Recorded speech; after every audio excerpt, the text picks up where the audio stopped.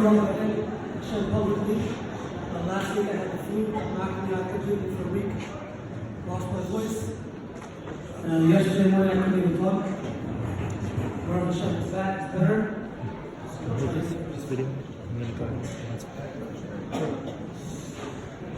Exactly 11 weeks ago tonight, I was in India, in a city called New Delhi. And the following morning I had a flight to Kabul, Afghanistan. I'm sure all of you know this, but Afghanistan is one of the most dangerous countries in the world. There are 27 active terrorist organizations that operate in the country, and there are daily suicide bombings every single day. A few days before I was there was a suicide bombing at a wedding that killed 63 people on the spot.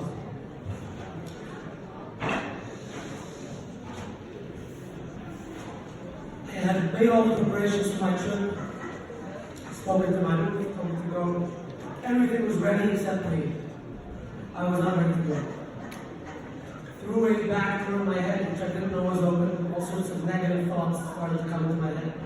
All sorts of fear. And I started to think about all the things that could go wrong. And what could happen to my family's house. And suddenly, I have this flight in a few hours, and I'm in a state of near panic. I have no idea what to do, how to proceed. And then, I find myself saying some of the most powerful words that he can ever say. I said, Hashem, I cannot do this alone. And when he says these words, all of a sudden the most amazing thing happens. When you say, I can't do it alone, Hashem says, you're right. I'm going to do it with you. And suddenly I felt like I was exactly where I had to be. Everything was going to be fine.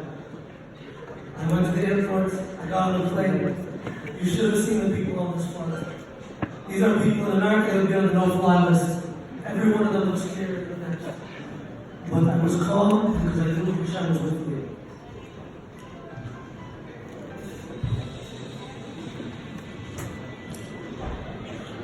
We're all traveling through this crazy journey called life. And some of us have more scary journeys than others. But we all need Hashem with us every step of the way. There are times when we don't need Hashem when it comes to health. We all done with Hashem. But every step of the way, every second of life with Hashem. Even think something as simple as going to the grocery in the morning to pick up milk. You need Hashem with you. And there are people of Hashem in this world who remind us that we need Hashem with us. We have Shalom Arosh, who it's safe to say that there's nobody alive today who has spread the teachings of the world. His books have sold over 1 million copies, sold in tens of languages, and people all over the world, even God, are learning from him about how to get close to Hashem. And you have to thank Hashem with over 25 members, 25,000 members, I should say. And all these teachings are reminding us that we need Hashem in our lives and we cannot do it without Him. I'm sure Irish can tell you thousands of stories. Thank you, Hashem will tell you stories to no end. I have some stories as well. Baruch Hashem, I've been lucky enough to have many of the stories of Irish, and whenever I travel, I try to take them with me. They keep to remind me of what's going on in life and that Hashem is with me at all times. Last year, I actually printed a picture and tried to get it onto the screen, but it's not going to happen. I was flying from one town in Saudi Arabia to another, dressed completely from head to toe like an Arab, and my head is in the garden. This Sefer and others sort of one about marriage and Mamish changed my life, and we should all invest in these books and really learn from them. I want to share with you one personal story that I had from talking to Hashem. 3 years ago, I was planning a trip to Thailand, and at that time, Thailand had a king. He had been on the throne for 77 years. He was the oldest reigning monarch in the world. He was very old and he was very sick. The media was reporting that he was going to die very soon. And in the United States, we're used to something called a smooth transition of power. When one leader dies and gives over leadership to the next person, it usually goes smoothly. Things don't really go wrong. In other countries, this is not the case. When a leader dies, there can be chaos, there can be riots, people can get killed. And a lot of the world was very worried about what was going to happen in Thailand when the king died. So I'm supposed to go over there in a few weeks. I know he's deathly ill. And I'm not sure what the right thing is to do. So I started talking to Hashem, and I had this interesting tefillah that I said every single day, 3 times a day. I said, Hashem, I don't know what your plans are, but I have my plans. This is what I think I should do. There's a country called Thailand. I'm going to go there. The king is very old. He's very sick. They're saying he's going to die soon. I need to ask you for a favor. Please keep him alive while I'm there until I leave. I know I don't deserve this. I'm not asking you because you owe me anything, but I have nobody else to ask.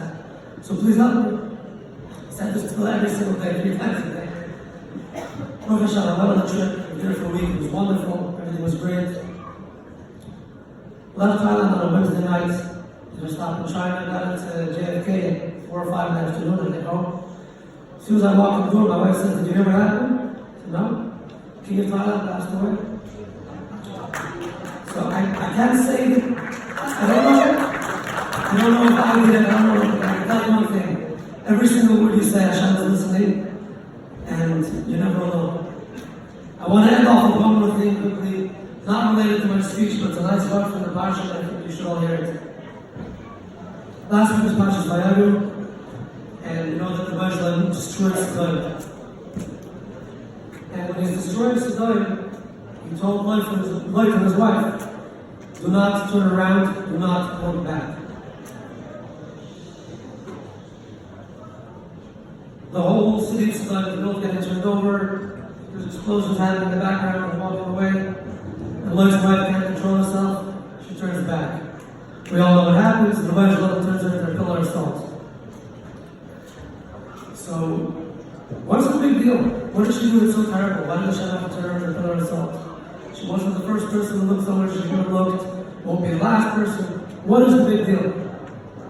Rashi says that the reason she wasn't supposed to look back was because the Shalom was punishing all these people for the bad things that they did, and she was also not a great person. So she didn't deserve to see her neighbor getting punished. I want to suggest a different shot. Rebbeinu Shalom tells Lot's wife, I'm destroying your town full of terrible people.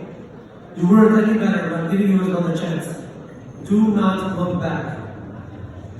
If you look back, if you dwell in your past, you're going to lose the present and destroy your future.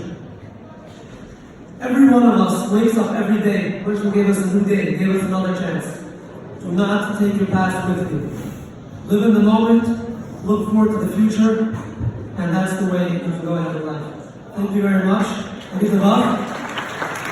And please get ready to hear the amazing words from Rabbi Aaron Berkowitz, the founder of the Thank You Hashem movement.